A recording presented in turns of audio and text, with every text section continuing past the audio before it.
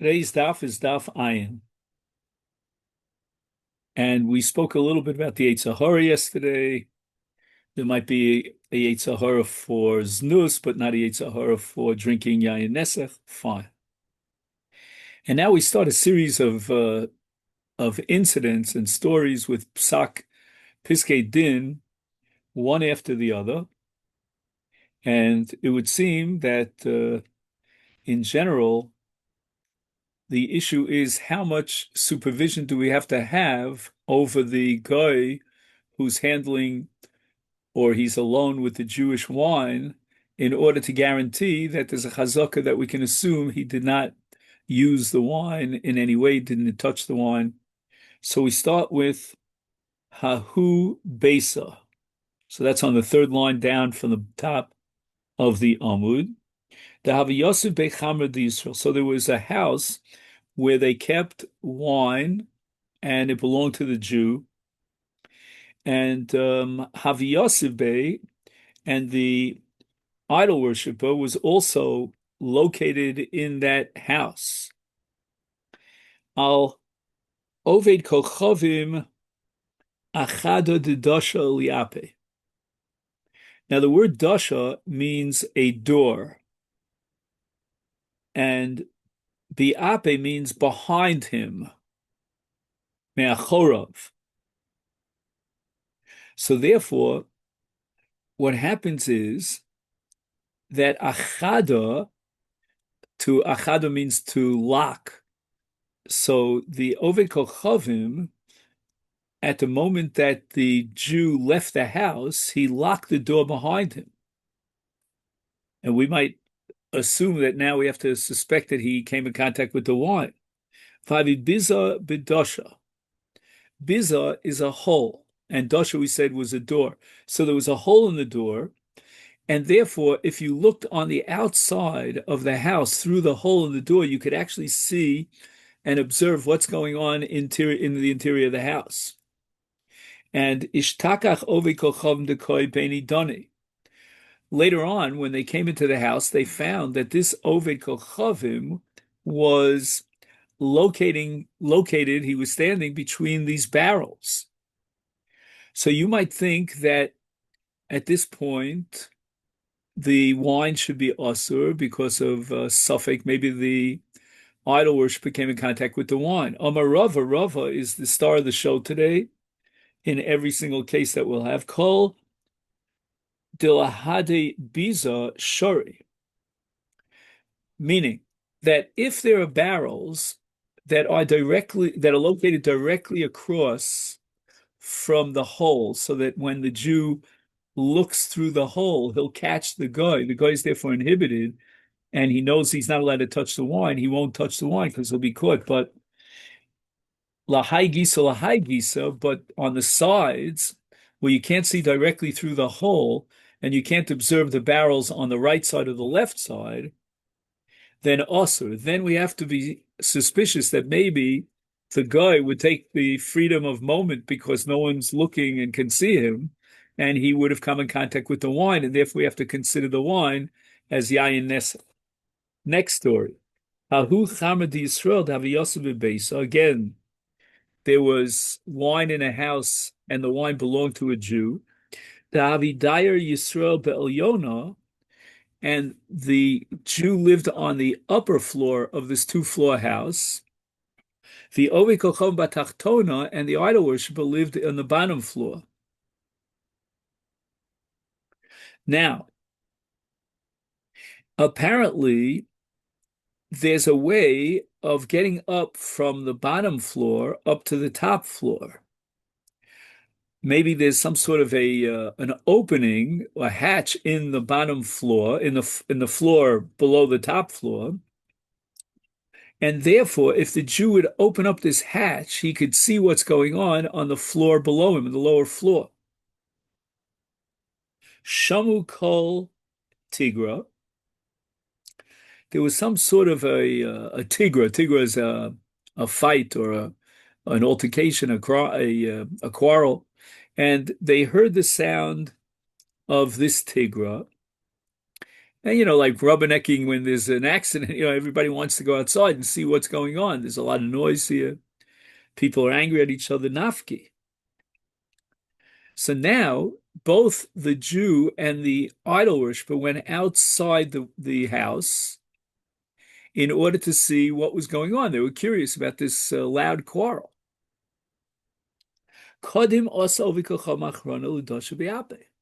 The guy came back into the house before the Jew got back into the house and locked the door behind him.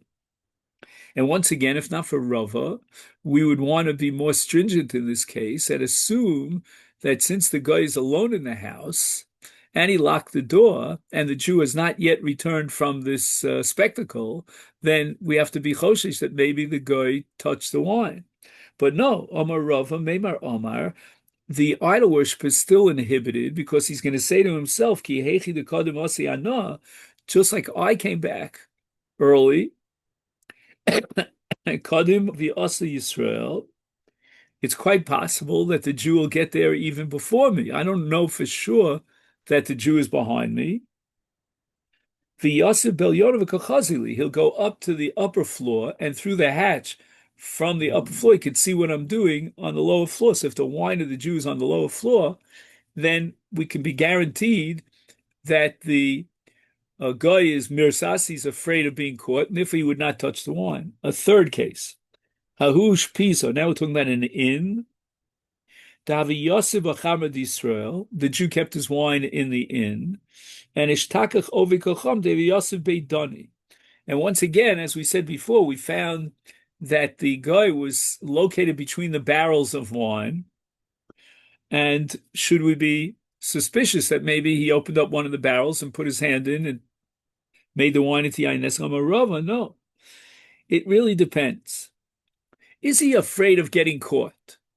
Im nitfas alav kaganov. If, let's say, we catch him and he'll be considered a ganov, he's a burglar, he's a criminal, and they'll lock him up in jail, shari, then we have to assume that the guy is inhibited and he doesn't want to endanger himself by putting himself in a situation where he might get caught and locked up in jail. And therefore, we have every right to assume that he did not touch the wine. The ilo asir, but let's say he's considered one of the close people up to the government. He's in with the police department and he gives a lot of bakshish or whatever it is, and therefore he has no fear that even in the worst case scenario, if he'll get caught, he would not be prosecuted and put into jail. In that case, says Rava also. Then since he's alone and we found him between the barrels of wine, we have to be worried and consider the possibility that he touched the wine.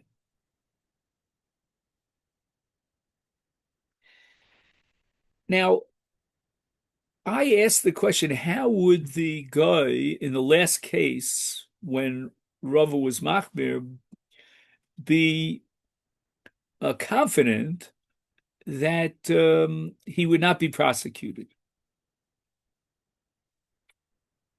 So I suggested that he has, connections with the upper echelons.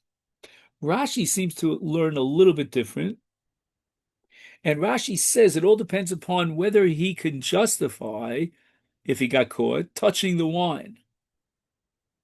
For example, he could say that, he didn't have any interest in idol worship, and he will find some sort of an excuse for, why he did such a thing. And he can justify why he's there alone in the house together with these barrels of wine to the authorities. And therefore, he would not be arrested for burglary. He entered the house to escape from soldiers that were coming, from a lion that was coming, some sort of a danger. Again, he could justify why he went into this house without permission, and they found him amongst the barrels of wine. And he's going to say something, a feeble justification, but he'll say that, he was running away from a lion, something like that. He took refuge. So therefore, he would be able to avoid prosecution by the authorities. Next, the fourth case. Hahu Beisa Davi Yosef Bey Chamra. So again, the Jew was keeping his wine in a certain house, and all of a sudden we find an idol worshiper that is located amongst the barrels. Amar Rava I Isle Lishtamute is Chamra Osir. The Ilo Chamra Shari. Again, the same basic principle, same idea that can he justify it and save himself from the prosecution of the authorities, and then we have to be Choshish Tzasur. But if the fear is very tangible that if he gets caught, he'll be prosecuted as a burglar, he has no right to be in the house, then the yain is mutter. Meisvei. The Gemara now objects to Rava. The Brisa says that ninal hapundak osha omelo shmar. Let's say the Jew left the idol worship alone with the wine, and then the door to the inn was found unlocked, or the Jew said to the idol worshiper, you know what, stand guard outside the door. Osir. The Brisa says it's osir. In other words, when the Jew returns and he sees that the idol worshiper entered into this house because the door was left open, or alternatively, he told the guy to be the one to stand guard outdoors. So the guy feels like he's the big shot here. He was left alone, and he was, so to speak, he was given carte blanche to go into the room and feel comfortable. He's uninhibited. Therefore, we have to be choshesh, and the yain is also my love. The Gemara understands that this Brisa is talking about a case afal gav the less leilish tamute. I mean, the Brisa didn't make any qualifications, and if it's unqualified, it means in all cases the halach of asur is a hardcore absolute halach with no exceptions, meaning that even if a case where you would say that the guy is inhibited because he might be prosecuted as a burglar if he's illegally there in the house, and he has no justification for the authorities to get off the hook as far as being jailed for a burglary, then according to Rav, it should be mutter, yet the Brisa doesn't qualify it, implying that in all cases it's also. And the Gemara says, "Lo, we're going to have to limit the Brisa with an ukimta and say it's bida isle lishtamuti. It's a case where we know that the guy, even if he's caught and accused of burglary, he could get out of it and justified he was running away from this, running away from that, and so forth." Number 5. So the Jew and the guy are sitting and they're drinking wine together. Shoma Yisrael called Sluye Bekinishta. Now they blow the shofar and it's time to go daven. This is what they did on Erev Shabbos. The Gemara tells us in Shabbos. So the Jew went out to daven. He got up and he went to the shul. Now the guy is left alone, with wine in the Jew's house. Omar Rava, Chamra Shari, the wine is permitted. Why? Neymar Omar, the guy is thinking to himself, Hashta midkar leila chamra v'hadarasi. At any moment, the Jew might remind himself that he left the wine here, and the guy is left alone with the wine, and he's going to return and come home to make sure to guarantee and supervise over the wine. Number 6. Hahu Yisrael v'yovikochom daviyasimi bi'ara. Now we have a case of a boat. Ara is a boat. Arba, is a boat. And the Jew and the idol worship was sitting on a boat, and it's Erev Shabbos, and they're drinking wine. Shoma Yisrael kol shipure debei shimshei. Again, as we said before, if it's Erev Shabbos, they used to blow the shofar to tell people it's time to be makabel the Shabbos, or in a few minutes it'll be Shabbos. And therefore, nafik v'yazel. And now the Jew goes out and leaves the guy alone on the boat on a Friday evening because he went to daven. At this point, you would say that the guy feels absolutely at home without any inhibitions, and we have to be cautious that he touches the wine. Nevertheless, I'm going to permit the wine. Why? Even though it's Shabbos, and even though he went to daven on Shabbos, he's going to return and come home. Mishum Shabsa, and you would have assumed that he's not going to get back on the boat on Shabbos. We don't allow traveling on a boat on Shabbos. When I was with the Armenians, the Gentiles, Amrina, they used to say, "Yudoi lo matur Shabbos." The Goyim think that for monetary reasons, the Jew is going to violate the Shabbos. And therefore, that works in our favor in the case where the guy was left alone with the wine and the Jew went out because it was time for Shabbos, because the Jew will get back on the boat, even though it's Shabbos, in order to guarantee that his wine doesn't become awesome. What led the Armenians to that conclusion that the Jews will violate the Shabbos for the sake of money? Because they thought that purses which would be dropped on Shabbos would be found in the streets, because a Jew would not have the ha'azas part of the guts to violate the Shabbos and pick up these purses. And yet, they didn't find any purses. So the Armenians assume, why did they find any purses? It must be that the Jews violated the Shabbos. They picked up the purses, and rather than lose the money in the purse, they carried it through a public area. So this is all Isar Gira, the famous convert. And he adds the following: V'lo yadane desfirule kirabi Yitzchak. I wasn't sure that at that time we accepted the principle of the Armenians suspecting that the Jews will violate the Shabbos. Maybe they accepted the principle of Rabbi Yitzchak, the Rabbi Yitzchak, Hamotzi Kis b'Shabbos Molicho Pochus Pochus Me'arba Amos, that a Jew could actually pick up his purse and save himself that loss on Shabbos in a public area, if in an event the purse gets lost, by carrying it less than 4 amos, meaning that the malach of hotzah requires an akira, a hotzah, and a hanocha. The hanocha in Rishus HaRabim has to be 4 amos beyond the akira, where he picked it up. And what the Jew is going to do, and he's allowed to do so apparently because of Hefsed Mammon, he's allowed to stop every 2 amos, let's say, or less than 4 amos, and do a hanocha. So there'll never be an akira with a carrying of 4 amos followed by a hanocha.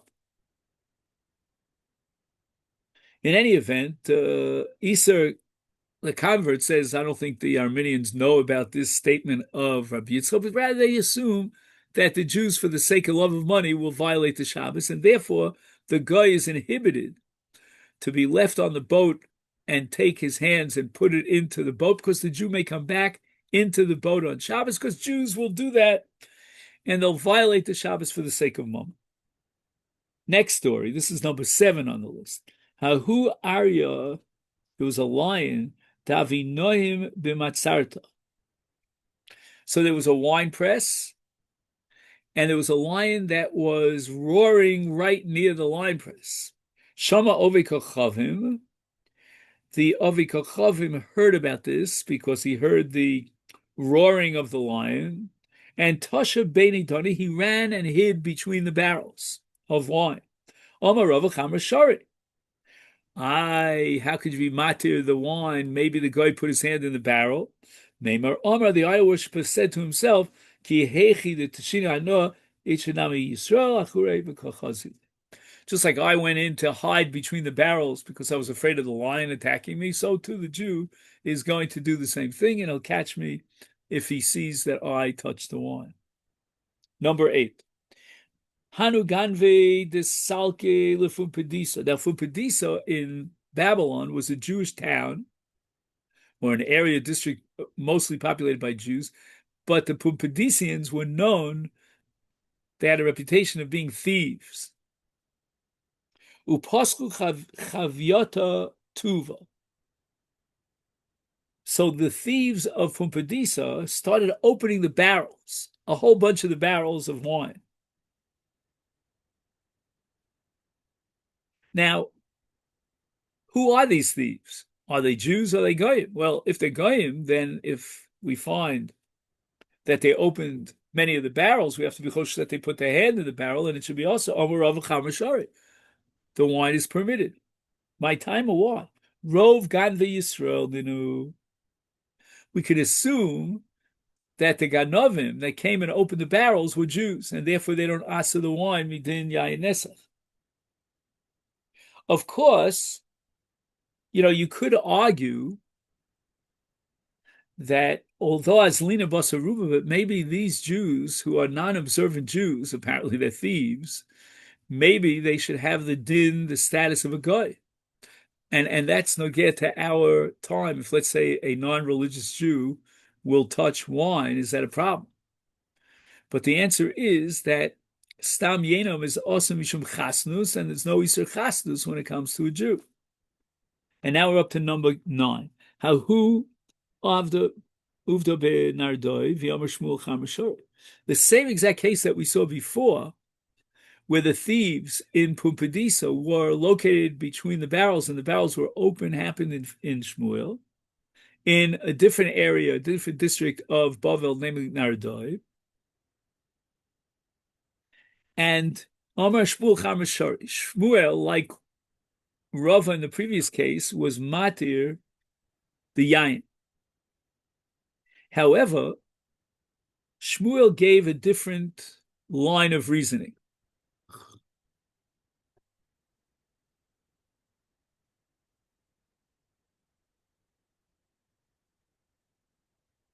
And Shmuel is not going to put all the emphasis as Rava did on the fact that Rov Ganve Yisrael, that most of the Ganovim that we find in Pumpedisa are Jews, and therefore there's no problem with the wine. But rather, he's going to assume that even if the Ganovim here, the burglars, and the open barrels, they're Goyim and they're idol worshippers, nevertheless we could be matir. Why? Kiman Kirabi Eliezer.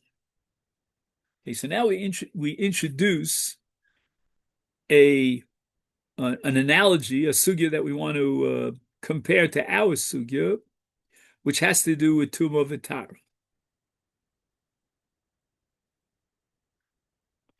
Now, the case that we're going to address is a case of a sadeh, a field, b'yamos hageshamim, in the winter months. A field during Yemos hageshamim, as far as Tumah V'Tara is concerned, has the status of a Rishus HaYachid, because we're not allowed to enter into someone's field during the winter months, because that's when, after the planting, the growth is beginning to grow. And if you walk into that field and stomp on those growths, you are causing a loss to the owners. So therefore, a sadeh during the winter months is out of bounds. And if it's out of bounds, it's considered a private place as far as Suffolk Tumah. A private place, which is called the Rishus HaYachid, is like the case of stira of a sota. Right? First there was kinui, and the husband warned her not to go into a private place with someone. So then she violated that stira. She violated that kinui and did stira, and she went into a private place, and the Torah says she's got to drink mei mararim because we really suspect that she had adultery in that private place, because safek tumah b'rishus hayachid sfeikon tameh. However, comes along Rabbi Eliezer with a curveball, and he says there are certain cases where even in a rishus hayachid we can apply the principle of tahar of safek lekula Litara. And that's called Safek Bia. So again, if a person went into a Shusayach and we know there's tumah there, we don't know whether he touched the tumah or he did not touch the tumah, did he contaminate himself or not, then Sveiko Tame. And that we derive from Sota in the case of Nistra in a Shusayach. But what about a case where we're not even sure if he went into the field where there was a mess, where there was tumah, and even if I assume that he went into the field, I don't know that he came in contact with the tumah. So because of that suffix bia, where we don't know if he went into the field, Rabbi Eliezer says he's tar. Hanichlas lebika b'yimos hageshamim, b'tumah b'sada plonis. Right, so there are a bunch of fields in that area, and it's during the winter months when people will refrain from going into those fields.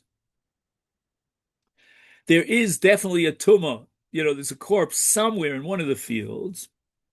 The Omar, and the man declares, Halachti b'mokum alaz, I went into that area where all these fields were, and it was the winter time, but Eini Yodem Nichnasti, Los Sadim Lo Nichnasti.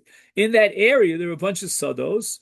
I don't know if I entered into that sada where the mess is. Is Rabbi Eliezer Omer, in such a case, Suffolk Biatar.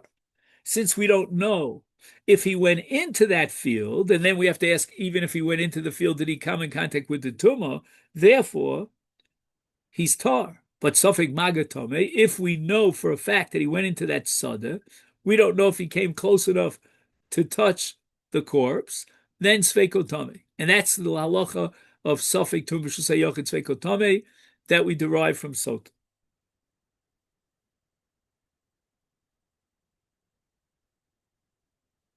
If it was an Ian shir, we'd have to delve into the question whether Suffolk Tum B'Shusayach is B'Tor's Vadai Tame, or he has a din of a Suffolk Tame.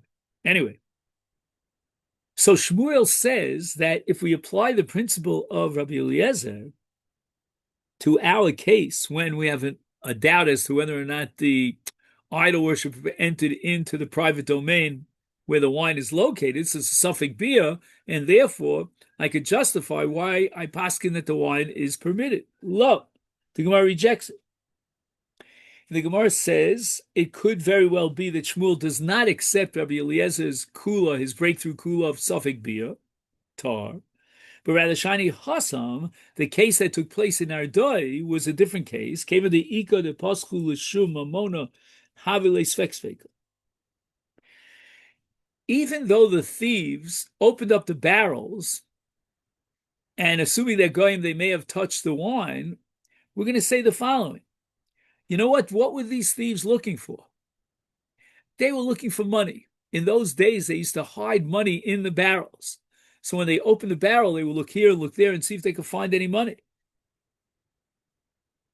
And therefore, in this case, says the Gemara, we have what's called a sfek sveka. There's a double suffix. Because number one, we don't know if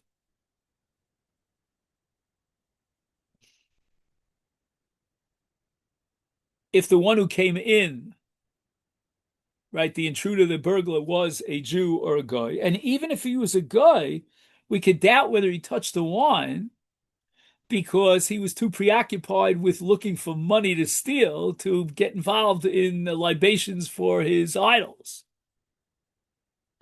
So this is called a suffix sveka, a svek sveka, double suffix.